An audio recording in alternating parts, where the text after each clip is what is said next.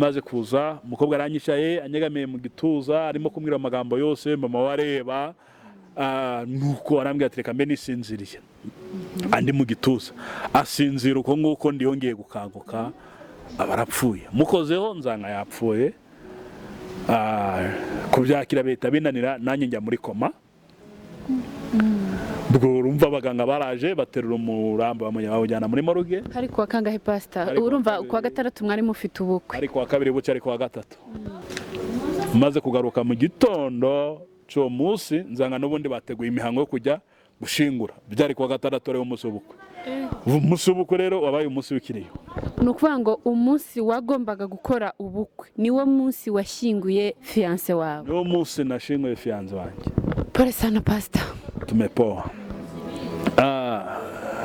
Ubwo nyine muri ubwo buzima urumva ndubura amagambo ku munsi wa 21 naye nambaye imyenda ya siporo training n'agapira ndasara wowe kirongora umunsi wa 21 mu kwezi kwa buki nibwo nasaze ndasohoka mu nzu ngendoko njya ku musozi ndiruka ndarwana kubitana batahandi twababwiye numva ndakize nirebye nzanga nambaye ubucoce urumva ipataro yambaye amezi 3 urara mu musozi wikuba hasi urwana yari yarashaje tumeze nk'utuntu tw'udushumi nyine mayibobo itere yaho ngimara kubibona numva ngize isoni ndigaya garura ubwenge garura ubwenge none ndiruka mu kwiruka nirukira mu nzu y'umukongomani nawe ariruka ati wamusazaje kumfata ku ngufu none reka mabwire ikintu cambabaje gikomeye nukwitwa umusazi ndi muzima kuko ibyabaye mu mezi 3 nabyo nzi ariko bari bazi ko wakize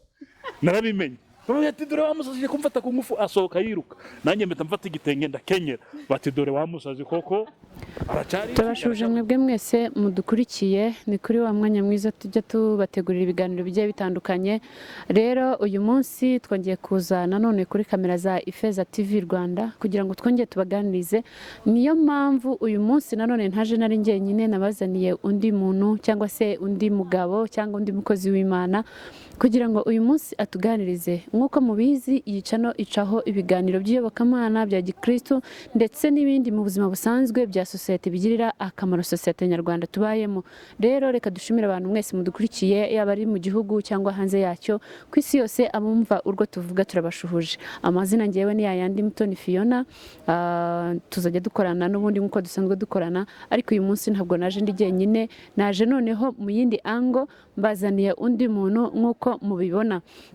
Reka rero mbashimire mwese aho muri mbashishikariza gukora subscribe, share, comment ndetse n'ibindi kugira ngo ibiganiro byacu bijye bageraho ku gihe. Rero nkuko mubireba ntabwo naje ndi nyine nkuko nari maze kubabwira turi kumwe n'undi umugabo ushyitse bariko mbivuga kuko namwe muramwibonera umugabo ushyitse umugabo mwiza hanyuma ngiye kumubakirira. Ngiye kumwakira atangire atwibwira yibwira abadukurikiye cyangwa batureba hanyuma niturangiza kumwakira turabakurikizaho ikindi kintu twabateguriye cyangwa tubabikiye murakoze cyane. Turakwakiriye rero kugira ngo wibwire abadukurikiye hano kuri kamera za Ifeza TV Rwanda hanyuma tugire ikindi dukurikizaho nyuma murakoze. Murakoze cyane kunyakira bakunze b'Ifeza TV turabasuhuje aho muherereye mu bihugu bitandukanye izina ry'Imana nirihabwe icubahiro. Nitwa Pastor Byishimo Bosco iwacu ni Gisenyi ni naho ngoreye umurimo w'Imana muri New Paradise in Rwanda Imana ibaho umugisha. Amen. Aragira ati dukorera umurimo w'Imana cyangwa se tubarizwa muri New Paradise in Rwanda. Turamushimiye cyane ni umugabo nkuko natangiye mbibabwira w'inkorokoro cyangwa ushyitse cyangwa w'igikwerere sinzi ko nabisobanura ariko nyiramaso ngoyerekwa bikeya ibindi akirebera nibyo nari nishatse kubabwira. Rero turagushimiye cyane ko wemeye ukakira ubutumire bwacu ukaza hano kuri kamera za Ifeza TV Rwanda. Rero turakwakiriye cyane tugiye kuganira rero dutangira kuganira ikiganiro cyacu, abantu benshi bakomeje gukurikirana ubuhamya bwawe bagenda babwumva, ndetse nanjye narabwumvishe. Twifuje rero kukuzana kuri kamera zacu kugira ngo natwe uganire n'abajya babasha kudukurikira. Hari ababa babyumvishe ubwa mbere cyangwa ubwa kabiri cyangwa se igindi gihe icyo ari cyo cyose, turasaba ko uyu munsi nanone wadufungukira ukatubwira. Hari igice cya mbere, hari igice cya kabiri, ariko uyu munsi niwo uzi ukuntu ugiye kubidupangira mu magambo wenda atari menshi, tutarambiranye, ariko tuganirire sosiyete nyarwanda. Impamvu tuba twabazaniye abantu bagiye batandukanye ni ukugira ngo tujye tugira icyo dufasha sosiyete nyarwanda, dusangize abantu ubuzima twabayemo, twerekane imirimo y'Imana no gukomera kwayo. Ntabwo ndi bumubwire ngo vuga aha, garukira aha, oya. Ahari buvuge ahereye cyangwa asoreza niwe uhaze nk'umutumirwa wacu. Turakwakiriye rero, umwanya ni uwawe. Murakoze cyane. Turi hano ngo tuvuge imirimo y'Imana. Mwarakoze kudutumira ngo tubasangize bimwe mu buhamya bw'ibyatubayeho, cyane ko ubuhamya ari inkomezi ikomeza abagenzi bari mu rugendo. Iyo twumvise ubuhamya bw'ibyakorewe bunaka, twumva ko natwe ejo ari twebwe. Abantu rero bari basigaye bafite ibibazo bavuga ngo hari Imana nawe yashobora kuba yaragiye muri lockdown cyangwa ishobora kuba yaragiye muri guma mu rugo, ariko ndeka mbatangarize ko itagiye muri guma mu rugo. Uyu munsi gikora ibitangaza, n'ejo bundi. Bisaba gusa kuyizera, naho ubundi ni nyabitangaza. Kandi ikinezeza ni uko idatangara, ariko twebwe ibikoreye turatangara, kuko ibikoze ikintu tutari twiteguye, tutari twiteze, ariko kikabaho. Byishimo rero ni mu ntoki. Byishimo ni umuntu wavutse nk'abandi bana, gusa ndiyagize amahirwe yo kumenya papa we. Ubwo abantu mutazi baswo mwihangane, nanjye ndimo, kandi hari data ubaruta yitwa Yesu. Muri ubwo buzima rero bwo kubura umubyeyi, ubuzima bubi naho bwatangiriye. Twatangiye kubaho mu buzima bugoye bwo guhingira abantu, kujya kwikorera ibirayi. Ubu mu ndeba nikoraga ibiro 150 kuri ibitugu byanjye. Rimwe na rimwe abantu dukunda kugendana bajya babona nunamye bakagira ngo ni ubusaza, ariko si ubusaza, ni ingaruka z'imizigo twikoreye kubera ubuzima. Ku myaka yanjye 12 nikoraga ibiro 60 by'ibirayi. Ntabwo wabyumva, ariko nibwo buzima twari turimo. Kandi turashimira Imana ko ahigejeje ikora biruta mbere. Uko biri kose biruta mbere. Kubaho muri ubwo buzima rero, navutse mu myaka 12, nari nakaririmbye kakana muri Ekodim, niho nakuriye, ngura ndi umuririmbyi w'abana, nyoboye korali yitwa Urumuri y'abana. Noneho imyaka igeze hejuru nibwo natangiye guhura n'ibibazo, mbura n'imbaraga z'umwijima zikoreshejwe n'abarozi. Ku myaka 16 ndabyibuka nari gusoza primaire, nibwo narwaye indwara y'igicuri. Iyi ndwara yaranzahaje, nayirwaye igihe kirekire, nagwaga hasi ibirenze 3 ku munsi. Ubwo iyo byabaga 3 bavuga ko ari gake, byaba 2 bakavuga bati rwose Imana ikora ibitangaza. Rero abantu batazi ubuzwayi bw'igicuri bugutura ahantu bushaka, ahariho hose, mu muriro, mu muhanda, mu bantu benshi, mu rusengero. Hari n'igihe nabaga ndimo kuririmba ngitura hasi, so abantu bagasenga, kubw'amahirwe ngahembuka. Ubwo buzima rero bukakaye kandi bubabaje twabayemo, byatumye turushaho gukurura ineza y'Imana. Buri kintu cyose kiba ku buzima bwawe kijye kigusigira isomo, kuko niba ikintu kiba ku buzima bwawe kitagusigira isomo, waba warajijwe, wazongera kwiga kandi wararenze igihe cyo kwiga. Icyo gihe nibwo natangiye kuzamura kwizera muri njyewe. Nakuzamuye gute? Igihe kimwe twari turi bujye kwigaburo ryera, ifunguro ryera, cyangwa se igaburo ry'umwami, ameza y'umwami, biterwa nuko mubyita mu madini muherereyemo. Noneho murabizi ko bafata umutsima bakawushimira, bagafata n'igikombe bakagishimira. Mbwira Imana yabiya nimva wa Mana we, uhereye mu buto bwanjye sinigeze niyandarika, kubera iki ari njyewe ibi bibaho. Nabwiye Imana ijambo rimwe, ntabwo nabibwiye abantu, ninjye n'Imana. Ndayibwira ngo umbabarire unyumve, ninkwiye kuri iki gikombe ngajya no kuri uyu mutsima, ngazongera kwikubita hasi, uzaba utari Imana, nzajya gufatanya n'abarozi kuroga. Uko niko nayibwiye ari njye nayo. Ubwo urumva nari niteguye kugwa nanone. Noneho turagenda uwo munsi, byari ku cyumweru, turasenga, amateraniro mbere arangira, tujya ku muhango nyirizina. Tugeze ku muhango nyirizina, pastor wari uyoboye atangira gusoma amagambo y'Imana ari mu Bakorindo ahantu hatandukanye avuga ngo nimwinire mwisuzume kuko upfa kujya gusaba imuzanira urubanza.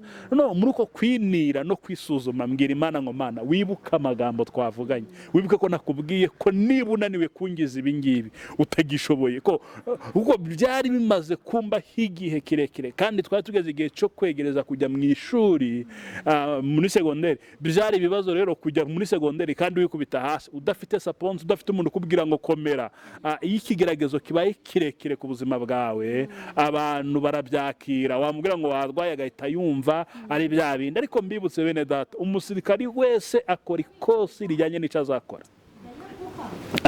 Nasanze nta kintu na kimwe Imana ikorera guhomba. Buri kintu cyose ikoze ku buzima bwawe kiba gifite inzira kizanyuramo kigafasha abantu. Noneho tujya kwiga burogera abadiyakoni, icyo gihe hari hakiri ibikombe, twasengera ku gikombe, abadiyakoni bakugiragaho bakagukomanga urimo gusenga, mfata umutsima wari umugati, mbwira Imana byari no mu cyaro, ni umugati w'ijana bafashe baramanyagura, ntabwo ari ibintu birenze.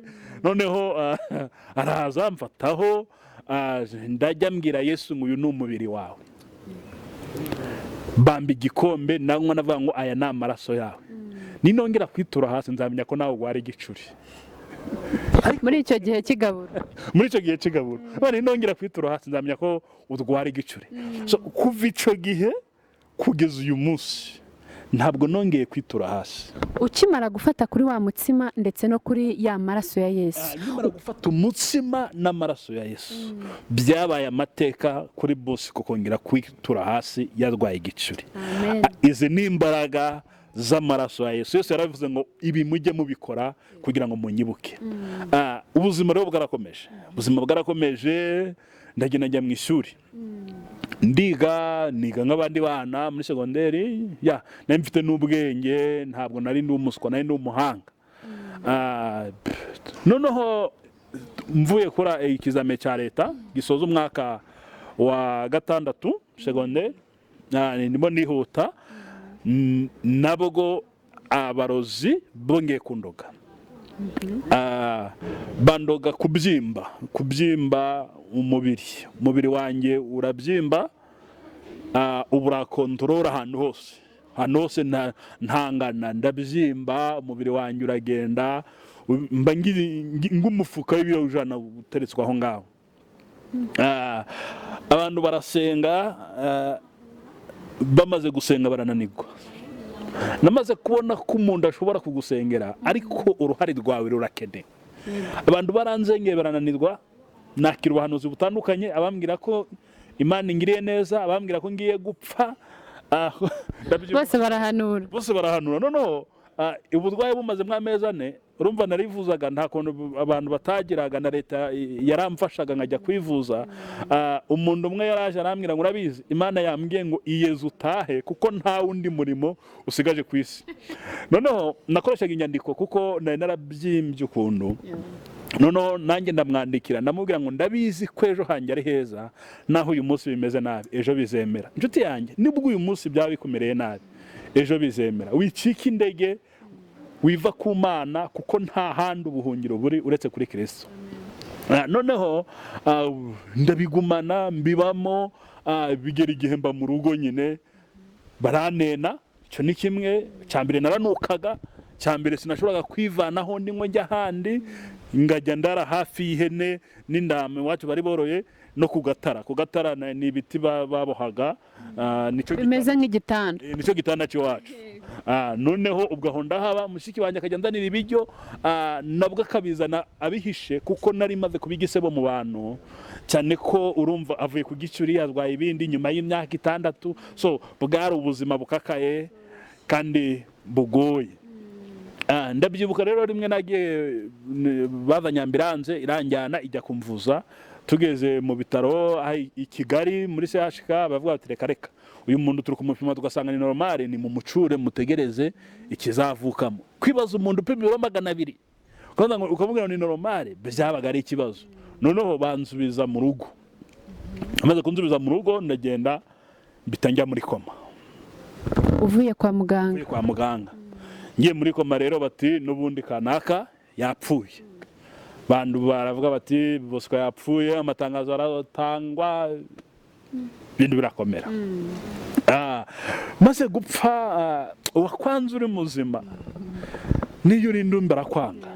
Hano batangira bateko turamushingura he, uyu muntu azanye umwaka mu muryango, nuko twamushingura inyuma, abandi batireka da kuva ari umuhungu tumushingura imbere y'urugo, igituro cye tugishubakire n'ibindi byose. Igihe bari muri zo discussion rero, bari gudiscussinga kuri ibyo ngibyo, Imana yo kagira abahungu n'abakobwa, iba inzubije undi mwuka, nditsamura, maze kwitsamura baraho ngabo bati ni byishimo aracari muzima.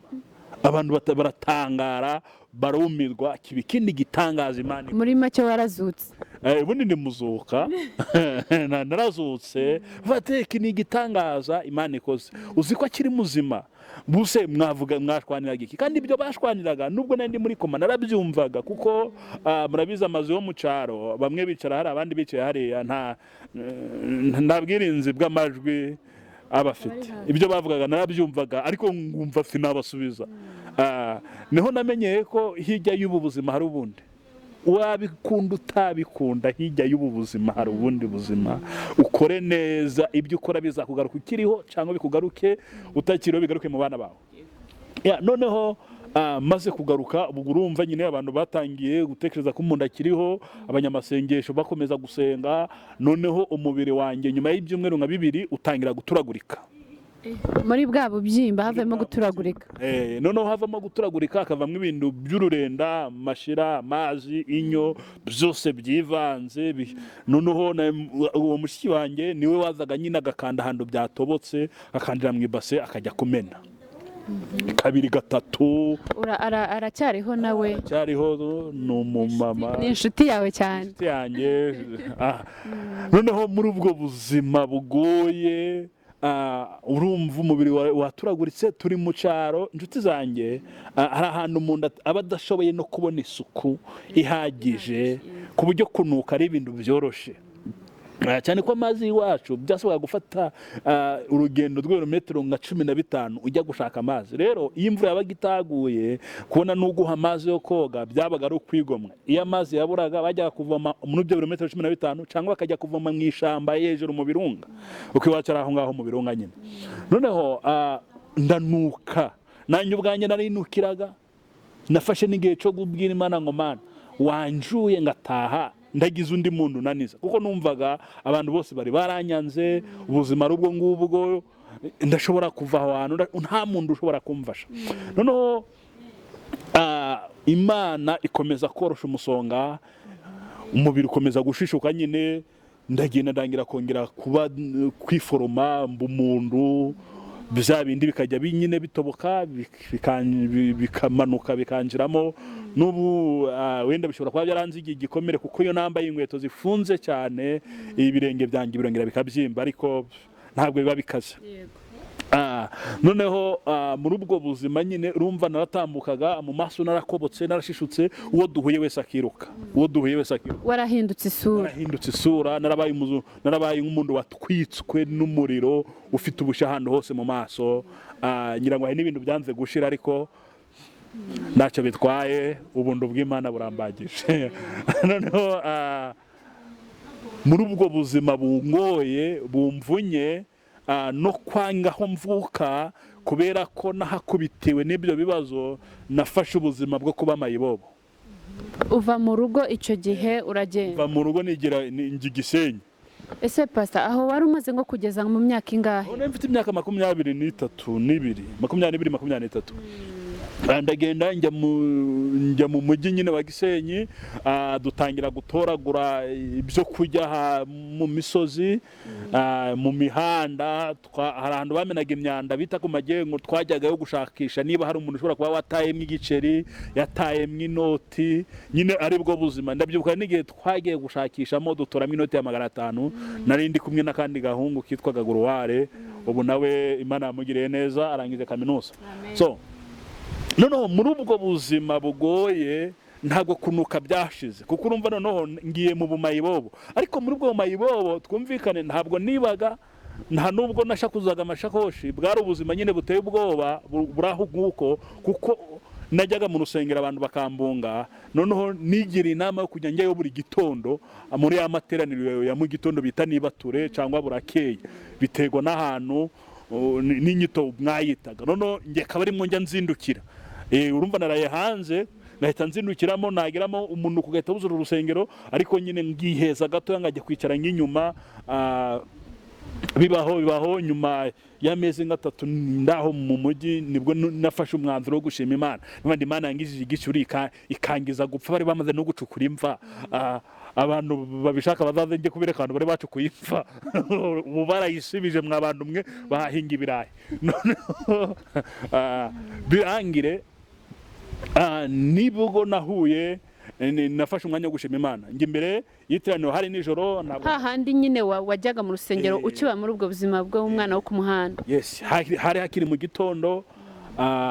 Noneho ndagenda mfata mikoro nanjye shima Imana, bakoreshaga mikrofone. Nishimira Imana, mvuga ngo ndashimira Imana ko yangiriye neza, ndashimira Imana ko ingaburira, mbese ndayitaka ng'umuntu yagiriye neza koko ubonye uburyo bwo kuvuga. Ariko muri uko kuyishima mu minota 5 bari bambaye navuze mu ijambo ry'Imana, navuga ni Imana igira ikirema kandi kagikomeza. Niryo jambo navuze. Mbese warashimye uranabwiriza. Nabwiriza. Ubundi umukinyi umupira wose bamuhaye ubyaza umusaruro. Ntabwo gukina cyane iminota myinshi ari byo bisobanuye kuri umukinyi, ahubwo icyo byaje mu minota baguhaye nicyo gisobanuye kuri umukinyi.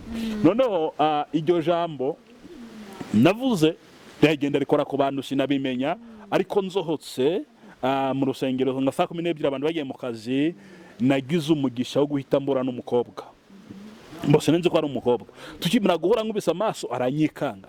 Yari ari muri urwo rusengero se pastor? Ambwira ati se ni wowe wavuze ngo Imana nigira ikirema ikagikomeza? Nabwo ndi yego. Ubwo se ufite ibihe bihamya byo kuvuga Imana? Nabwo ndiye nurabona nabyo mfite, bitamwe ati Imana yangishije igicuri, Imana yamvanye mu rupfu, Imana napimye 200. Nabwo ubusi n'iki Imana itakoze. Numva gukomeze umuriro uri mu nyakamo w'umwuka wera. Noneho arangije arambwira ati yo none se ubuhamya gato byagenze gute? Noneho ndamusobanurira, ndamubwira. Arambwira ati rongewe akazi nkora ndi umuvuzi, naguha imiti yo kujya wisiga, noneho ibyo bintu warwaye byashira. We yumvaga ari ibintu wenda ari ukubemba, ari amahumane, ari byarangira. Nambwira nti okay, Imana nigushoboza nta kibazo. Arangije arambwira ati se ubaye? Nabaga mu musozi wa Rubavu batarawusenya. Noneho andi jewe rero mba hano haraguru. Ati se twajyana nkahagera nkajya nkuzanira imiti, nibuka ko ndabamujyana mu gihuru. Nambwira nti rero mba hano haraguru, wowe twajya dura hano ku rusengero buri gitondo tuje muri nibature. Uramujijisha. Agiriye iyo reko avuga ati ariko birashaka kudafite aho kuba, kuko urumva uburyo nari nambaye nuko nari meze, umuntu afite aho kuba ntabwo yakwiyishyira, rega akariho karavugwa. None harambwira ati se cyangwa ndahantu ufite aho kuba? Avuga ati mbabarira umbohokere umbwire. Nge nebe nta mfite aho kuba, nirarira mu musozi ndi gusenga, nkazinuka njye gusenga. Arangije arambwira ati noneho fata ya mafaranga 5,000 njye gushaka inzu. Njya gushaka inzu ya 3 3 ku musozi, ntangije nkanyanyamo ngaryama ngasirimba, naranezerewe. Nukuri nta matora yarimo naki, inzu yari yawe. Akazu nani nakishyuye rwose amezi 2 musigara nk'igihumbi. Kujya rero ndubimbaze nawe urabyumva, hari abantu bagiye batugaburira, abamama batandukanye b'igisenyi, twajyaga bahishije akawunga, icyo gihe akawunga kararyohaga, ukabona ngo haya akawunga atari kukunena. Imana igibaha umugisha, abakozi b'Imana, abadiyakoni, Imana igibaha umugisha. Noneho ya miti itangira kungirira akamaro, ndi kwihuta, itangira kungirira akamaro. Noneho umukobwa akambaza ubundi urumva ubuzima bwawe buzabaho gute, ni ikihe cyerekezo ufite cy'ubuzima bwawe? Mbwira yewe Imana niyo ibizi. Mbwira ni Imana niyo ibizi. Noneho rimwe angurira telefone. Mbwira rero rimwe na rimwe njya ngubura, reka nguhe telefone. Angurira telefone, amaze kungurira telefone n'Imana. Akimara kumbira telefone numvise ubwenge bwanjye busa naho bugarutse. Noneho aringa mu gitondo mwandikira amagambo mu Gifaransa, ndamusuhuza mu Gifaransa. Noneho nabaranzura ese uzi Gifaransa? Mbwira ndakizi. Warize se? Narize. Hari ubuzima mu ndabamo, amashuri ndahagaragara. Hari ubuzima mu ndabamo, aho wavukiye ndihagaragare. Nabwiye abantu nimujye mwisobanura mu bigeragezo muri umva ibibazo biragusobanura umva ntabwo ushobora kwisobanura mu bibazo ngo wumve, ahubwo jya uceceka, ibibazo bizagusobanura, iminsi gusobanure kugeza igihe Imana izaguhera icyo kuvuga. Buriya nanjye Imana yambaye icyo kuvuga, nimureke mbyaze umusaruro uyu mwanya twabonye ku Ifeza TV, kandi tubabwira ngo rwose muyikurikirane, ni nziza. Noneho nangije arambwira ati se byagenze bite? Noneho nibuka uburyo nize, nabwo ariko ni mberuka mu ishuri ngoregize amanota niba arasohotse atarasohotse simbizi. Ese ufite kode nakoreyeho nayo sinayibukaga. Icyo gihe aramfasha anzana i Kigali, bwari bwo bwa mbere ngeze i Kigali, tujya muri minisiteri tuvuga amazina yacu, barayashakisha basanga nabonye diplome kandi nziza. Arambwira ati yo Imana ishimwe, noneho ubuzima butangiye kugaragara. Noneho yambazaga iwacu, igihe cyose yambazaga iwacu numvaga mfite igikomere. Umuntu wese ese pasi icyo gihe wa mugani igihe wavuye iwanyu uza aho ngaho mu buzima bw'umwana wo ku muhanda, icyo gihe uhura n'uwo mukobwa, ubuzima bugenda buhinduka gake gakeya, agufasha kukuvura, iyo miti yaguhaye n'ibindi, iwanyu nta makuru yabo wumvaga cyangwa wowe ayabo wowe ntiwayumvaga cyangwa ngo bumva yawe? Nta makuru yabo numvaga, cyane ko navuyeyo ndorotse. Kandi mushiki wanjye wangundaga nawe yarakiri umunyeshuri adafite ubushobozi bwo yakwideplasa ngo ajye gushaka umuntu. Noneho iyo yambazaga amakuru y'iwacu naho mvuka, nahitaga nkomereka nkwenire nshaka kwanyibutsa nibyo nahuriyeyo nabyo. Noneho agahita abona ndahindutse, noneho yangaga ikintu kimbabaza, bigera igihe mufata nka mama, nkwenire uri mama tu, kuko ni wowe mbonye ungiriye imbuhwe muri iyi si. Noneho tukajya tuganira, tukaburaga, anyigisha gukora ibintu by'amagato, gukora ibintu by'amandazi, amacapati, nyine agenda anyigisha, avuga ati hari igihe amashuri atagira umumaro ariko yuza akantu karagusapotinga. So uko niko byatangiye, niko byagenze, bibaho nangira gukora udukeki abantu bakadukunda, nyine ubuzima butangira kuza, ngajya kudekora mu makwe, ngabona udufaranga. Urumva ku myaka yanjye 23, 4, 5 nari nangiye kubona amafaranga. Noneho ndangira gutekereza uko ngomba gushaka. Noneho nangiye gutekereza uko ngomba gushaka, kameme numva nayo mfite umujyanama, naragiye namaza ndetse amakuru ni meza, urabizi ngiye gushaka. Ndetse ufite fiance? Ntawe mfite. Ese wari waramufashe nk'umubyeyi wawe wa hafi? Ngiye kumugisha inama, ese ufite fiance? Ati nawe. Ati se nta n'umukobwa muvugana, tereka abo twiganye bose nta nimero zabo nge. Ati yose uzashaka ajyane. Ntabwo mbizi, ariko numva bindimo ngiye gutangira gukunda. Numva si ubuzima buri kugaruka, ubu numva ufite icyizere cy'ubuzima mwana ndagifite. Niba umunyonzi atunga urugo, ntabwo nanirwa gutunga urugo, nzi gukora amandazi, niko namubwiye. Noneho arangije arambwira ati ntacyo, reka ejo uzagaruke tubiganireho, ndari mu kazi, bwari buracyari muri weekend. Ngerejo rero njyayo, yakunda guteka agafiriti, naho nakamenye. Yateka agafiriti, yarazi ko ariko ngunda, nari nzi ko akatwa n'imashini, nzi ko ari ibintu bidasanzwe, kandi mvuka mu birayi mw'abantu, ariko nari nzi ko ari ibintu bidasanzwe. Rero nasangaga agatetse ngakajya nkumva ndanezerewe. Arangije arambwira ngo Bosco, imisi yose nirutse ku buzima bwawe, ngo twari turi kuganira, nirutse ku buzima bwawe, imisi yose twabanye, ni ukuri kose naragukundaga, kandi numva urukundo nagukunze rwahoraho kugeza igihe Imana izaduhamagarira. Numva utanja kure, niko yambwiye, kuko ungiye kure nanone waba unzigiye igikomere, cyane ko twari tumaze hafi imyaka 2 anyitaho. Rero wanyemerera ukangunda ko nanjye ndafite umukunzi, kugeza uyu munsi ko n'abantu banyandikira bakambwira ko bangunda, nge ndabakunda, kandi uyu muntu ni dogiteri. Nangije namubwira nti reka tubisengere. None se pastor nguciye mu ijambo, numvisha aho ngaho bisengera amatsiko. Uwo muntu urumva nekereje icyo gihe ukuntu byari bimeze, ndumva nta hantu mwari muhuriye. Icyambere urumva yari doctor cyangwa yari umuganga, nawe wari umwana yikuriye ku muhanda arimo gufasha mu buzima busanzwe. Ikindi cya kabiri, ni umuntu wari umaze gufata nk'umubyeyi wawe. Ese ntiwumvishije bigukanze cyangwa wumvishe wowe utekereje ute, wabyakiriye ute? Natekereje ibintu bitatu. Icyambere navuze ngo se ibintu yakoze byose byaba ari ikiguzi.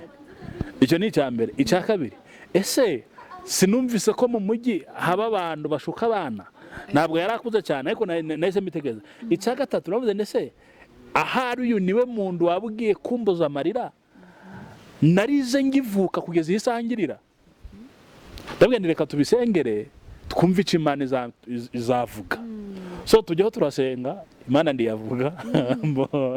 Hari igihe Imana iceceka, ariko nanone yicecetse abantu bakorera mu kwizera, cyane ko iyo uvugana n'Imana ubu yifitiye icyizere nayo igufitiye icyizere, naho itakubwira ibyo yakubwiye bikubera umuyoboro. Turasenga tumaze n'amezi 3 tubisengera twumva nta Imana ivuga, bati noneho tweka dukundane, noneho Imana niza ikabisenya izabisenye tuzabireka, ariko niza ikabishigikira tuzabikomeza. Muri uko gukundana rero twarakundanye bisanzwe, mutinya mwubaha nk'umubyeyi, ariko nanone nk'abakundana. Igihe kiragera ugukanye nihute, igihe kiragera dupanga ubukwe. Tumaze gupanga ubukwe, numva namaze kubona udufaranga, nawe yarahembwaga akambwira ati wowe ubona dukeya, reka njye nk'utu dufaranga tugufashe. Ubwo urumva nanjye mfite udufaranga mo dukeya, none arambwira ati rero iwacu bashobora kutazakwemera, ariko reka njye nguha amafaranga ujye uyazigama ku buryo nuza gukwa bazavuga bati ubonye umusore mwiza. Noneho ubwo igihe cyo gukwa kiragera, turasezerana mu murenge. Noneho nyuma twiha iminsi 26 yo gukora ubukwe, byari mu kwa karindwi 2006. Noneho ku itariki ya 26, urumva ko amatariki n'ubu ngubu ndacyayibuka. Noneho birangiye, ubwo umyitegurira komeza, ntacyo njinja abantu, ari mayibobo zarandwerereye. Abakiri ku muhanda ndabasuhuje, kandi ndabizi ko Imana izabavana ku mihanda, kandi tuzabigiramo uruhare mu izina rya Yesu. Noneho n'abandi barandwerera, abantu twasenganye, cyane ko nakundaga gukora umurimo w'ivugabutumwa, nayo mfite abantu benshi bankurikirana bangunda. Noneho ku munsi ubu hari hasigaye iminsi 20 ngo ubukwe bube, umukobwa nibwo yatangiye kudwara. Hariya mwatangiye gupanga umushinga w'ubukwe, iwabo baba barakwakiriye bate? Ese nanone muri cya gihe agufasha muri iyo myaka yose, iwabo baba bari bakuzi cyangwa yagufashaga ari wowe nawe mubiziranyeho? Iwabo bari banzi, nyina y'umudiyakoni yari rwiyemezamirimo na sare rwiyemezamirimo, bari banzi, ariko bahitamwe amahitamo y'umukobwa wabo ndibari kuyahakana, cyane ko tutari duhuje ku by'igihugu, ku bw'amateka y'igihugu cyaciyemo. Bavuga atari ko uyu muhanya, uyu mutinde gasani niki umukesha, ariko akababwira ngo uko byasa kose niwe nakunze. Noneho muri ubwo buzima nyine, ku munsi wa 6 atangira kudwara, hasigaye iminsi 20, aradwara ajya kwa muganga. So cyane ko wenda ari n'umuganga ashobora kuba ari n'imiti yihaga yanywaga, njye simbizi, ariko ambwira ko arwaye. Mama wakanyambwira ati umukobwa waradwaye, ngajyayo. Imyiteguro ni kwimeze, ni kwirimbanije, abantu barimo baradutwerera. Noneho ku munsi wa 10, data wacu wambikiraga indwererano arayitwara. Arayitwara ahita agenda. Noneho ubwo umukobwa nawe ararembye, ntabandi bisindi bimubwire, nkurikije ibintu byose yari yarakoze, ntabandi bimubwiye kwa bari kumuca intege. Imana nkorera izakora igitangaza. Noneho nibwo yatangiye kuremba, tumujyana kwa muganga. Tumujye kwa muganga, bamunyuza mu cyuma, usanga nta kibazo afite. Ku munsi wa 15 nibuka, nibwo bongeye kumunyuza mu cyuma, basanga ngo yarwaye amara, kandi ngo ari ku rwego rwo hejuru, ngo bagomba kumubaga bagaca akantu gato yakangiritse kugira ngo ataza kugira ikibazo. Baragaca, baramubaga, baragaca. Bamaze kugaca, umukobwa kugira ngo akire akomeza kuremba. Twari dufite umupasoro arambwira ati wowe komera bizakunda. Pasoro musanganya rwose. Icyo gihe hari hasigaye nk'iminsi ngahe? Hari hasigaye iminsi 10-11. Komera bizakunda. Noneho dukomeza kudwaza. Noneho ku munsi wa 20, ndabyibuka byari kuwa mbere ku munsi wa 21 byari kuwa mbere nibwo nagiye gukoresha gato ntangane kanje gukoresha gato basi ku munsi w'ubukwe nubwo butaba nzamujyanire gato mu bitaro noneho igihe ngiyeyo mama warambamagara nambwira ati Bosco ndabona umukobwa wawe atameze neza. None se gato wari ugiye gukoresha yari za zindi dukoresha mu bukwe cyangwa yari yindi dukoresha mu bukwe mwani nubwo ubukwe butaba ariko twayikatira mu bitaro wenda tukazategura ibiro inyuma ariko uwo munsi nduhinduke. Rero nari ngeze mu Gakenke nje kwa Nyirangarama akimbamagara nahise mva mu modoka ndege isubira Gisenyi. Ngeze Gisenyi mu bitaro niho aradwariye ndamureba ndamwitegereza ambwira amagambo akomeye ya magambo navuze nshima Imana abari yasubiramo arambwira ati Bosco Imana niyigira ikirema kandi kagikomeza ndiri jambo rashagibuka niryo ryatumye menya ko uzambera umugabo.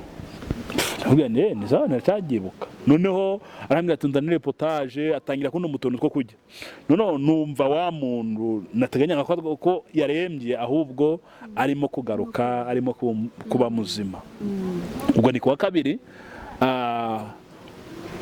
birangije kuwa kabiri amaze kujya amaze kugira ute kuwa kabiri ubukwe bwari kuwa gatandatu bwari kuwa gatandatu ndamureba namwe ndiko bisa kose ubuzima bwe buri kugaruka noneho nyuma kuri uwo munsi wa kabiri nko mu masaha 8 saa 9 ndamureba ndamwitegereza atangira kumbwira amagambo ariko wayumva ukumva arimo kuraga kwatisha Bosco naragukunze buranyubashe nanjye ndakubaha umunyamasengesho mwiza botangira kumbwira utuntu twiza ariko kagaruka kuri rya jambo ngo Imana nigira ikirema kandi kagikomeza bati kandi uzankundira umuryango bakabwira mama ati nanjye mama muzakunde Bosco yambereye umwana mwiza. Noneho mama we asa nusohotse noneho arambwira nyirize namwe ati sha Bosco rwose ndabona ngiye kugenda ariko aho nzajya nkwibuka namwe ugiye kujya he ndikugiye gukira kwa gatandatu ko dufite ubukwe kandi nzi ko Imana izabikora kandi yarabikubwiye se nari nubwo ntabyo yavuze ariko ndayizeye. Noneho aho ngaho muri urwo rugendo rw'ubukwe nta kintu kindi mwigize mwumva giturutse ku Mana cyangwa abakozi bayo bavuga ku bigendanye n'ubukwe bwanyu haba kurota cyangwa kwerekwa nta kintu Imana yaravuzeho? Nigeze kurota inzozi mbona agenda ariko ndiyagaruka. Noneho izo nzozi ndazimubwira nzibwira n'umwe mu bashumba bari banjumbye icyo gihe kugira ngo umushumba warunjumbye icyo gihe ni Masumbuku aranzobana namwe ati rero no gusenga cyane birashaka ko ubukwe bwanyu burimo kirogoye ariko Imana izabashigikira. Bo abahanuzi bo bakubwira ko bizagenda neza n'ibindi ntabwo bababura barahari. Noneho kuri uwo munsi wa kabiri nyine amaze kumbwira ibyo mama waraza amaze kuza umukobwa aranyicaye anyegamiye mu gituza arimo kumbwira amagambo yose mama wareba nuko arambwira ati reka mbe nisinziriye andi mu gituza asinzira uko nguko ndiyongeye gukanguka abarapfuye mukozeho nzanga yapfuye kubyakira beta binanira nanjye njya muri koma. Ubwo urumva abaganga baraje baterura umurambo bamujyana muri morgue. Hari kuwa kangahe pastor? Urumva kuwa gatandatu mwari mufite ubukwe? Ari kuwa kabiri bucye ari kuwa gatatu. Aragenda bamujyana muri morgue nanjye banjyana mu bitaro nyine umva nagiye muri koma barindira ko nyine nzanzamuka. Nazanzamutse rero kuwa gatanu nijoro saa 9 nibwo nagarutse. Maze kugaruka mu gitondo cyo munsi nzanga n'ubundi bateguye imihango yo kujya gushingura byari kuwa gatandatu rero umunsi w'ubukwe. Umunsi w'ubukwe rero wabaye umunsi w'ikiriyo. Nukuvuga ngo umunsi wagombaga gukora ubukwe niwo munsi washyinguye fiance wawe? Niwo munsi nashinguye fiance wanjye. Pole sana pastor. Tumepoa. Ubwo nyine muri ubwo buzima urumva ndubura amagambo turakomeje kandi icyo tubabwira nugira ngo ni mukomere mu bintu byose muri mu kunyuramo ni mukomere. Icyo nzi ni kimwe nuko Imana itazadutererana mu bibazo mu ntambara tuzahura nazo izaba iri kumwe natwe. muri ibyo bihe bikomeye urumva barabwira ati ni kanaka wakurogeye, ni kanaka waroze, kanaka ni kanaka, abandi bati ni umunyamwaku, abandi bati ibintu ngibyo. Urumva iyo bajyaga kundumira abarokore ni beza barandikaga ngo dufite umubwiriza butumwa wa musore wapfushije umugeni ku munsi w'ubukwe araza kutubwiriza. Maze abantu usuguhurura baje kureba umuntu wapfushije umugeni ku munsi w'ubukwe, icyakora muri ico kinyoma batanze cyangwa muri uko kuri kwari kwabayeho bigatuma abantu bakizwa bakagaruka ku musaraba, abantu bakihana bakumva ko ndaho Imana itakura umuntu, kandi mu bigeragezo byose Imana ibishaka icubahiro, mu bintu byose bitubaho Imana ibishaka icubahiro. Noneho mbaho muri ubwo buzima nabwirizaga ubutumwa bukakaye, ubutumwa burimo igitsure, cyane ko numvaga bw'ibikomere Imana yaranyanze, yaranyanitse, yagize gute, ariko banataha bapaza kugira ati reka umujinya byubwirizane nyine. Urumva cyari cyo gihe ndimo, ariko nashimira abapasura mwambaye hafi, abadiyakoni mwambaye hafi, inshuti n'abavandimwe mwambaye hafi. Imana ijye ibahereza umugisha. Noneho muri ubwo buzima nyine ndamenyera nakira urupfu nyuma y'imyaka 2, ngira ngo ni 2008 umwaka wenda kurangira, nko mu kwa 11 nibwo natangiye kuvuga ati none se kukanaka yagiye, abantu bajya bavuga ngo kuri kina muvugizi, ni mpamvu namuvugizi n'ababyeyi baracahari, kandi kwaba ari kubakomeretsa bwa kabiri nanone. Kuki ntashaka, kuki ndatereta, ko nta muntu umuntu bafite, se byagenda bite? N'ubu umuryango urangunda, ujya unyandikira unyifuriza ibyiza, niyo bangine bwati ngwino rwose ndagenda. Uracyari umwana mu rugo? Ndacyari umwana mu rugo. Noneho nyuma yaho ndarambagiza, maze kurambagiza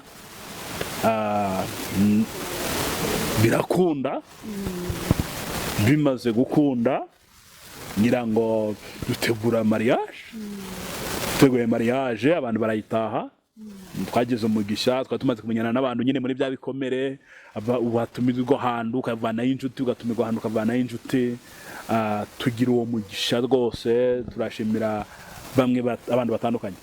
Noneho ubukwe buraba maze kuba Sasa ukiraho aba bantu, uwo muntu mwaba mwarabanye cyangwa madamu wawe, iyo nkuru yaba yarayizi cyangwa mbere hubwo buzima bwawe yarabuzi?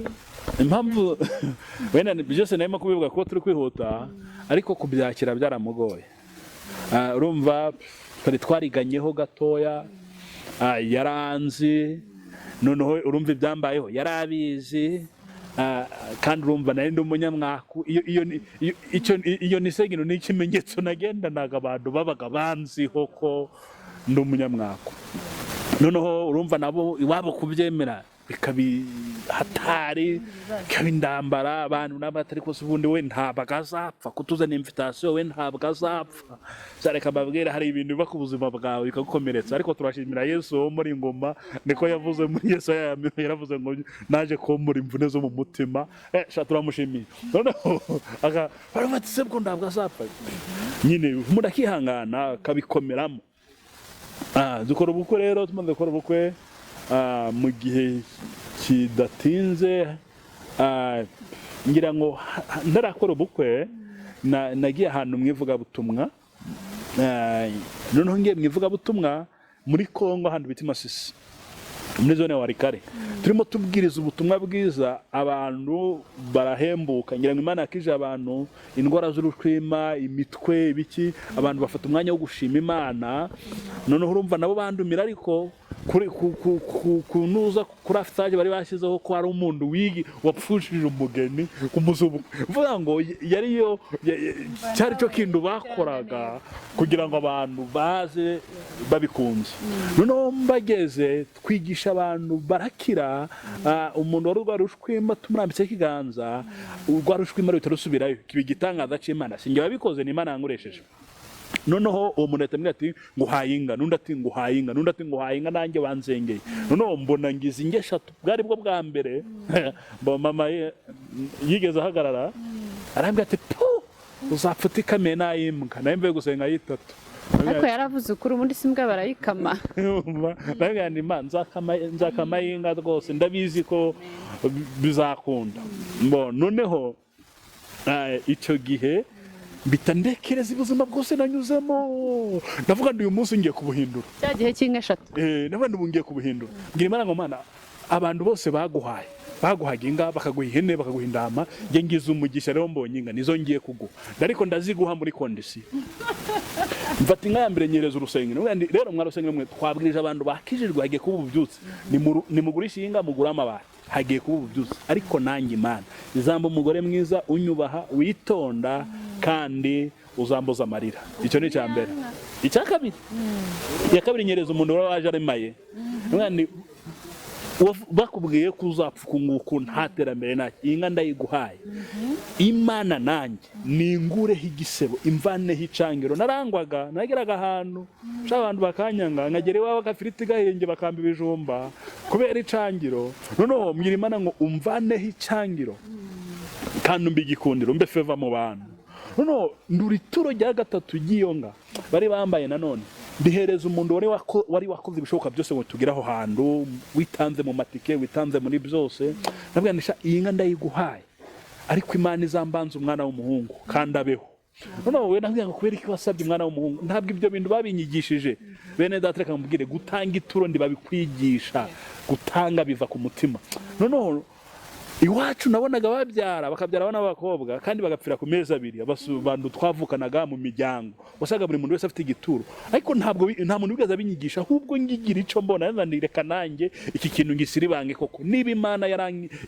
yarambohoye niba Imana koko ariyo dukorana nanjye rikireka ngikore nigikunda nabikoze ngerageza Bibiliya iravuga ngo mubikore mubingeragereje nanjye nabikoze ngerageza ngo ndebe ko nshobora kuzabyara umuhungu uko niko kwari ukuri nyuma rero ibyo birangiye nagarutse mu Rwanda tujya nanone twagiye ahantu bitika bari hano muri Rwamagana inyabubare baduhinga niyo nakoye nafatanije n'andi mafaranga nari mfite ngenda ngwa wa mugeni tumaze gukwa mugeni dukora ubukwe ubwo niho nari ngeze tumaze gukora ubukwe ubukwe bugenda neza batashwe n'abantu bakomeye muri iki gihugu rwose abaminisitiri abadepite abasekretari bakomeye bari babutashe ndabashimira rwose bwari ubukwe bwiyubashe burimo imodoka nziza nubwo yangu ntabwo wabyumva umwana wo mu muhanda kuba yarakoze ubwo bukwe bwiza noneho ku munsi wa 21 nyine aho niho njaka kuvuga wenda tunagera ku musozo w'ubu buhamya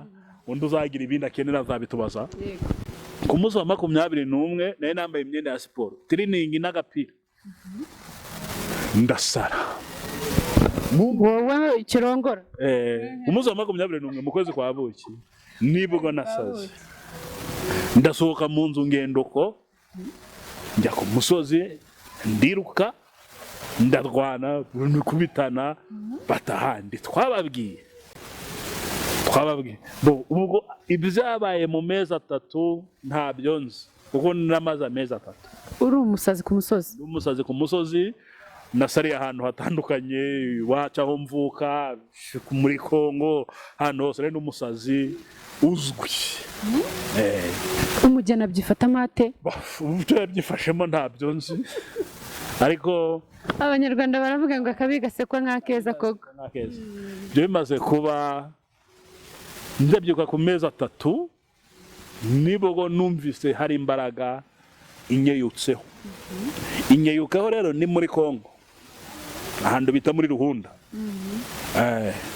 wagiye muri Kongo uri umusazi numva noneho imaze kunyeyukaho numva ndakize nirebye nzanga nambaye ubucoce urumva ipataro yambaye amezi 3 urara mu musozi wikuba hasi urwana yari yarashaje tumeze nk'utuntu tw'udushumi nyine mayibobo itere yaho ngimara kubibona numva ngize isoni ndigaye garura ubwenge garura ubwenge none ndiruka mu kwiruka nirukira mu nzu y'umukongomani nawe ariruka ati wa musazaje kumfata ku ngufu none reka mbabwire ikintu cambabaje gikomeye nukwitwa umusazi ndi muzima kuko ibyabaye mu mezi 3 nabyo nzi ariko bari bazi ko wakize narabimenye bati dore wa musazi kumfata ku ngufu asohoka yiruka nanjye mpita mfata igitenge ndakenyera bati dore wa musazi koko aracari iki aracari umusazi. Kumbe ngewe ndireba ngabona ubuzima bwanjye burambangamiye, ndirukanga narirukanze mva aho muri Ruhunda ndabyibuka ngera ahantu bita ku Gasizi, nambukiranya umupaka, urumva ndawandasa nyine, bari bazi ko ndi umusazi.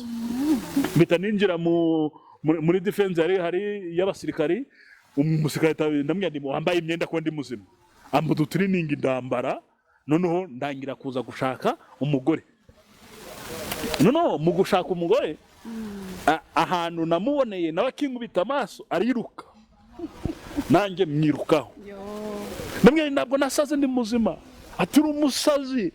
Ndamwira ntabwo nasaze ndi muzima. Wasanze atarasubiye iwabo? Oya, yari akiri aho nyine, nawe yarasa n'uwataye umutwe. Urumva nawe niba yaranjatsi waba badasa naho babishaka, urumva bavuga ati n'ubundi ugwishigishiye ararusoma niyihangane. Noneho ndagenda ndamwira ntabwo n'umusazi narakize rwose. Ati reka ndibishoboka. Ndamwira ni ngwino. Noneho ndamufata ahantu twabaga kwikora, twarishyuye amezi 6 twari dukodesheje. Noneho muri ayo mezi urumva 3 yarashize nyine turabasazi. Abanyarwanda ndabakunda, nibarusahurira mu nduru, bagiye mu nzu tundu twose twashingiranwe twose baradutwara. Urumva bafatiranaga umugore yataye umutwe, bagafatirana nuko nyine nta muntu uhari, abantu baradutwara. Ariko ko n'abantu babitwaye nabasabiye imbabazi, agenda Imana babarire, kwari kugira ngo iki gihe tubone ico tuvuga. Noneho birangiye nibuka ko twagiye tukajya mu nzu tukarara ku kirago, naco gicitsemo hagati, kwa kunda abana baragakira bakakinyaramo. Ubwo tugenda tumudiakonera kiduha, akaba ari cyo dutangira kuraraho. Madame arafite agatenge kamusazi kamwe umuntu yambara, gwanyuzamwe amaso ukareba hirya. Ubwo urumva bwari bwo buzima. Noneho reka mabwira ibintu bigoye. Najyaga kwakikiraka ku muhanda cyo guhinga, abantu bakiruka ngo ndumusazi, nafata isuka batagiye kudutema. Inzara irango bitamwa abantu mwe, inzara yarango bisa, buri inzara igira amoko ane, hari amoko ane y'inzara. Hari inzara yo mu bitekerezo, ukicara watekereza ukumva uzapfa udahaza. Iyi nzara itera ubusambo, ukajya wumva ushonje. Iyi nzara itera ubusambo, nagira iwawe wishije ugahita ubishyira munsi y'ameza bati ntabwo ndi buhage. Ntabwo turi buhage pe. Hari n'inzara yo mu bwenge. Inzara yo mu bwenge ho uricara ugakora management ugasanga rwose nahisi yahinduka ukajya muri paradiso, uzapfa udahaza. Iyo nzara igutera kutiyiriza ubusa, kuko aho ugeze bahishije urajya, kuko ubuzi kutari buke, nta cyizere cy'ibiryo. So izindi tuzabibabwira ubutaha. Noneho inzara yarangubise, nangira kubiga isambo. Burya akababwira impamvu utakwiba ni uko utarahura n'ibituma wiba. Nabaye igisambo ngagiye kwiba mu isoko, ngasanga ahantu barimo bacuruza ibirayi, ngafataho 2 bati siko kiri umusazi bamutwa, ntacyo bandwaraga nyine rero umusazi. Noneho wakomeje kwihundira umusazi kugira ngo nuko wiba umusazi kubera inzara sha. Noneho umugabo uwo musanganya namwe ati pasoro rero okay nengira ibyishimo rero ihangane nduzongere gusura mu isoko, ujya tuguha ubugari. Nawe ndibakoze cyane, nukuri najyaga mu isoko mfite isoni, ariko ngabona kuburara ngabwirirwa nabwo atari ikindi. Noneho abanyarwanda ni beza, aguha ubugari akakwima isosi, akamba ubugari tukabusonga tukabukoramo igikoma tugakoramo n'isosi. Mama twarabutekaga, twamara kubuteka iyo amazi twageruye tugakatiramo agasenda, akaba ariyo turisha ubugari, akaba ari ibisosi. Noneho wajya mu rusengero bakaguhunga. Ndabyibuka nigeze gusaba gushima injuru 10, nandika batereka reka nta mwanya uhari cyangwa ndira barokora. Noneho rimwe madame aza gusigariraho umuntu kwigisha, wari ugiye mu kirori, wari ugiye kubyara, jya kwigisha. Noneho akorera 40,000, bamuha 40,000. Urumva arabinzanira, amaze kubinzanira, nanjye ubwo nari ndi mu rusengero nabimubikiye. Uzi ko inoti ya 5 ico gihe numvaga ari byiza, numvaga kwireba ari ibintu bidasanzwe. Noneho barigisha, bamaze kwigisha abantu bari mu gikoco cyo kwitanga, abantu baritanga, ngabona nta muntu uri kwitanga amafaranga mfite, nanjye ndayafata ndayajyana, nanjye nitanze 40,000 mbitanga. Yaya ni madamu yakoreye muri bwa buzima bwose, muri bwa buzima bwose nitanga nta muceri, nitanga nta kintu na kimwe kiri mu nzu. Tumaze gutaha bati bujya warasase, uyatanga na madamu utabimubwiye. ati warasaze ndabimenye uraciruka ku musozi bo ntabwo ndihangane Yesu azaza nako namubwiye ati se budushwane amafaranga nakoreye ntacyo twara ntabwo nta kibazo Imana izatugirira neza. Noneho rimwe umuntu aza kumba 5,000 maze kumba 5,000 ndagenda ngura nk'ikiro cy'umuceri cy'umutayirande wa muceri ubuzimba cyane maze kuwugura nabwo rero uyu munsi turajya umuceri nta kabuza uteke wose arawuteka ukajya ubyimba mu isafuriya ukabyimba umaze gusha nabwo rero witeka isosi dore umuceri ni mwinshi katwirira umuceri wonyine ndogo yangu twarawurenge nawe turawujya turawumara inzara iragatsindwa turawujya turawurangiza rwose isafuriya tuyishyiraho ngaho bazi Imana ishimwe iduhaye umuceri. Noneho bimwe twabibye iyo bibye ico bibye n'icyo usarura gusama kwa madamu byabanje gutinda kubera inzara. Buriya inzara ituma umugore adasama. Impamvu ubona abantu birirwa mu bintu bavuga bati twabya abana benshi babitewe n'inzara abandi babiterwa n'umuhago ariko kimwe cyo nzi nuko umugore utari adashobora gusama kuko n'abandi batererinda ku muhanda babanza kumuyobya ubwenge bakamuhindaza akabanza kumva ko bishoboka noneho twe muri icyo gihe rero ntawe ari kuyobya undi ubwenge twese twari turiho inzara idukubita ndabyibuka nshima Imana mbwira Imana ngo Mana ndagushimye ko tugejeje iki gihe ariko dukeneye urubyaro yanga naguhaye bya bintu byose naguhaye ko nabiguhaye wangenje neza wangenje ute wanyishuye niba abantu bishuka nkubwire buriya iyo ugujije umuntu uramwishuza niyo ukoreye Imana ujye uyibwira ngo niwe nakoreye nawe ni nakoreye mvanaho iki gisebo niba utarayikoreye igakuyikorera kandi wayikorera mu buryo bwose bushoboka ntabwo uzaba pasoro nk'abandi muri imye yaravuze ngo nubwo utazi gushomoka n'ubu uri umuhanga hamya gusa ko wamenye ko Yesu ababarira ibyo rero ntabwo bisaba kubanza kuba pasoro ahubwo aho uri hose muri ako kazi ureba Ifeza TV wahita uba umukozi w'Imana direct ugahita ukanda like na share na comment wahita uba umukozi w'Imana ugashigikira iyi televiziyo kandi ndabizi murabikora mu izina rya Yesu. Noneho birangiye njya gushima Imana mu rusengero ubwo twatumaze kubona ipataro nambaye ipataro yaguraga 5,000 hari amapataro yaguraga 5,000 rimwe nigeze ngura ipataro ngiye kubwiriza nuri akamoto hiticika noneho ngirema ndakanaga susugura noneho ubwo ndagira ndahidodesha nyine ndongira ndambara njya mwivuga butumwa noneho turi ku mudugudu hariya Mikageri niko yitwaga nzaba gushima Imana bandi ndashima Imana ko twabye ko madamu wanjye atwite kandi mu minsi iri imbere tugiye kuzabyara Imana yakoze igitangaza yaradukijije mwarakoze kudusengera ni natwe tuzabasengera badiakoni bati ubwo uje kongera kwisikoroka abantu babwire ko umukozi w'Imana mwarema urongeye uratangiye kandi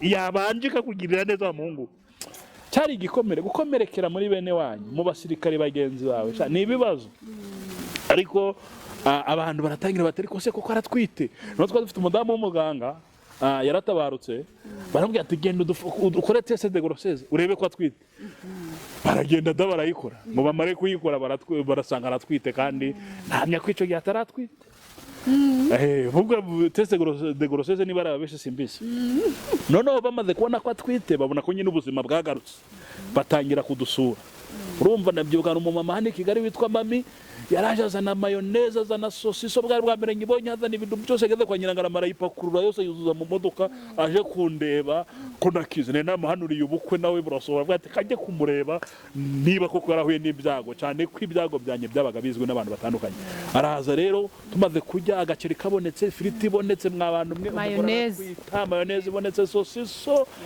ubuzima buragaruka umaze kugaruka madama aratwita amaze gutwita abyara umwana w'umuhungu uyu munsi ariho abyara umukobwa uyu munsi ariho ubu dufite undi muhungu urumva ko Imana yatugiriye neza n'umupasori ngorera Imana n'ubu ndacakomeje kuyikorera nta na rimwe tuzananirwa kuyikorera kuva icyo gihe rero kugeza uyu munsi Imana yakoze ibitangaza iby'ubundi buhamya bw'umurimo w'Imana uko twabaye abapasoro uko twakoreye Imana tuzagaruka tubibabwire ku Ifeza TV turabizi ko Imana izabidushoboza kandi ndahamya ndashidikanya ko ubuhamya nibugira aho bugukura bukagira icyo bukungura ukumva biguteye gukomereza gukorera Imana muri uru rugendo, ndakabuza wowe ukore subscribe na share na like na comment na notification, uzajya uzibona ibyo bashyizeho byose ubibone. Kandi iyi sheni iriho amavuta rwose, iriho amavuta, kutayikirizwaho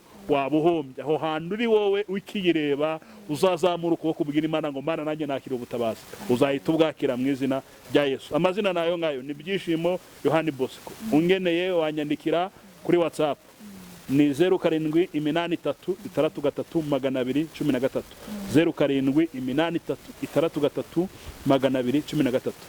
Sinzi niba twasenga cyangwa hari ikindi wambaza.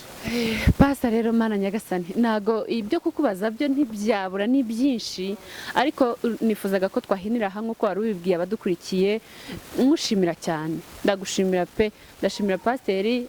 Pastor ngira ngo hari ikintu atavuzeho, atuye ku Gisenyi niho abarizwa. Yes. Nduye ku Gisenyi mu murenge wa Gisenyi. Aho ngaho rwose ni mu burasirazuba, ni mu burengerazuba.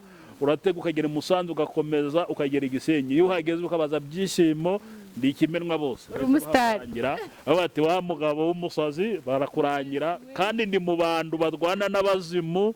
Iyo umuntu arwaye abazimu bamutereje abazimu akaza turamusengera ava mu rugo akize, nta mafaranga tuguca, twaherewe ubundi dutangira ubundi.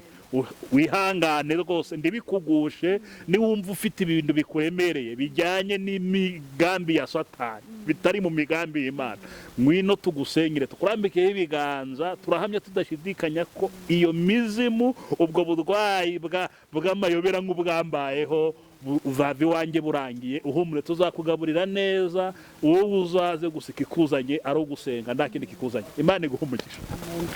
Nta kindi kintu narenzaho ku byo umushumba avuze cyangwa ku byo Byishimo avuze. Hari igihe wumva izina ukumva naho rihuriye n'umuntu, wumvishije izina yari afite ukumva n'ibintu yahuye nabyo ni ibintu bikomeye. Ariko hari ijambo yavuze, aravuga ngo umusirikare ngo Imana imutoreza. Navuze ijambo amwe mu magambo nkunda kugenderaho. Ni ijambo rivuga ngo umusirikari atozwa bijyanye n'icyo azakora na tera azakoreraho. Icya kabiri, ndugapfe kubwira umuntu uwo ari we wese amabanga yawe y'ubuzima bwawe, kuko rimwe na rimwe ayakoresha agukomeretsa. Noneho icya gatatu kinyubaka cyane, niba ngo nize gutanga atari ukugira byinshi, ahubwo nuko nzi ko kubaho ndacu ufite bibabaza. Arakoze cyane Pastor, ndumva tuzamutegurira undi mwanya tukongera tukamusaba nkuko twamusabye, n'ubundi ntatugore akava Gisenyi akazi n'ahangaha i Kigali. Ni umuntu wicishije bugufi, umukozi w'Imana. Turifuza kujya duhura n'abakozi Imana bagiye batandukanye bameze nka Pastor Byishimo n'abandi nkawe. Rero turashimira cyane abantu badukurikiye, turashimira cyane abantu baduteze amatwi cyangwa abaduteze amaso. Mwese turabashimiye cyane aho muri hatandukanye ku mpande enye zose z'iyi si. Dukomeza guhereza Paul mugenzi wacu cyangwa se inshuti yanjye cyangwa umumama twasenganye uri muri Amerika, Madrid, tusingwire. Dukomeje kukwihanganisha kubwo kubura umutware wawe. Imana ikomeze gukomeze muri ibi bihe urimo bitakoroheye. Rero reka duse nk'abasoreza hano cyangwa abasubikira hano ibiganiro byacu by'uyu munsi. Nago turi busoze umukozi w'Imana atadusengeye, ariko mbere ko dusoza turabasaba ko mwadukorera share, subscribe, comment nkuko yahoze bibabwira. Mwaba mudushyigikiye kuko iyi ni channel izajya inyuraho ibiganiro bigiye bitandukanye, yaba ari ibya Gikristo, yaba ari uguhereza ubuhamya bw'imirimo y'Imana itandukanye nk'ingi umaze kumva Pastor atubwiye, ikomeza imitima y'abantu. Ahari hari uwabyumva azi umuntu wari umeze nkuko Pastor yari ameze, cyangwa urimo guca mu buzima butoroshye bumeze nk'ubwo Pastor yari arimo gucamo icyo gihe. Tunashima Imana ko byahindutse, ngira ngo murabibona namwe ko byahindutse, amaso yaguha nkuko natangiye mbibabwira.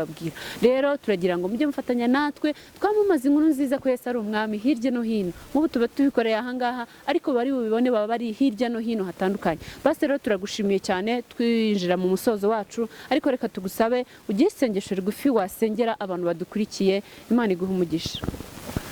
Data mu izina rya Yesu Kristo wa Nazareti, dusabiye umuntu wese uzakurikira iki kiganiro, yaba arushe umuruhure, yaba ananiwe umuhingomezi mu izina rya Yesu Kristo wa Nazareti. Urwaye azakire, kuko ijambo yavuga ngo kwizera n'uyu munsi.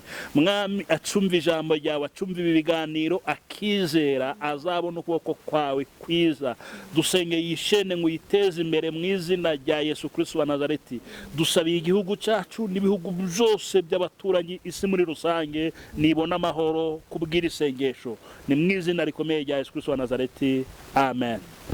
Amen. Murakoze cyane, turabashimiye. Shalom.